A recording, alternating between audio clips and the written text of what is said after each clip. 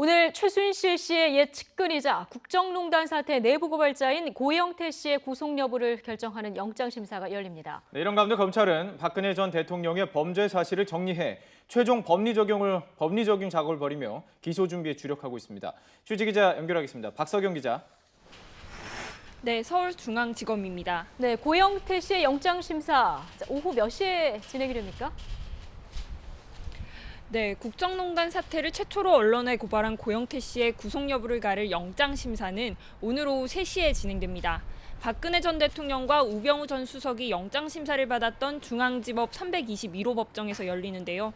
심리는 우 전 수석과 이영선 전 청와대 행정관의 영장을 기각한 권순호 영장 전담 부장판사가 맡게 됐습니다. 고 씨는 국정농단 사건과는 별개인 개인 비리 혐의로 구속영장이 청구됐습니다.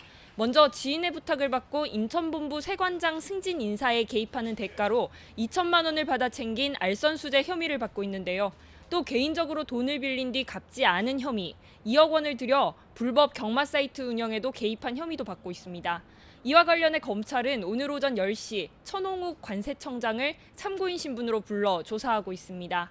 앞서 검찰은 고 씨가 지난주 후반부터 연락에 응하지 않고 잠적했다며 지난 11일 저녁 경기도 용인시 자택에서 고 씨를 체포했습니다. 이에 고 씨 측 변호인은 성실히 협조하려 했는데 영장을 집행했다며 체포영장 집행이 정당한지 가려달라고 법원에 체포 적부심을 청구했습니다. 하지만 법원은 이를 기각하고 영장 집행이 정당하다고 결론 내렸습니다. 네, 박근혜 전 대통령에 대한 대면 조사도 상당히 궁금한데요. 모두 끝났는데요. 재판에는 언제 넘겨집니까? 네, 검찰은 대선 공식 선거운동이 시작되는 날인 17일쯤 박 전 대통령을 재판에 넘기는 방안을 유력하게 검토 중입니다. 17일부터 공식 대선 선거운동이 시작되는 만큼 정치적인 영향을 최소화할 수 있는 시점을 선택하겠다는 겁니다. 검찰은 5차례 이어진 대면 조사에서 주요 혐의 전반을 추궁했지만 박 전 대통령은 혐의 대부분을 부인한 것으로 알려졌습니다.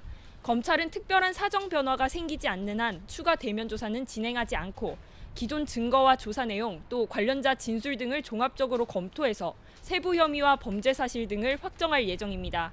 삼성그룹과 관련한 298억 원대 뇌물죄 말고 SK와 롯데의 미르와 K스포츠재단 추가 지원이 어떻게 정리될지도 관심사인데요. 이에 따라 신동빈 롯데 회장과 최태원 SK 회장을 비롯한 그룹 관계자 처벌 여부도 좌우되기 때문입니다. 일각에서는 신동빈 회장을 뇌물 공여 혐의로 불구속 기소하고 최태원 회장을 무혐의 처분하기로 방침이 섰다는 분석도 나오고 있지만 검찰은 아직 아무것도 정해진 것이 없다는 입장입니다.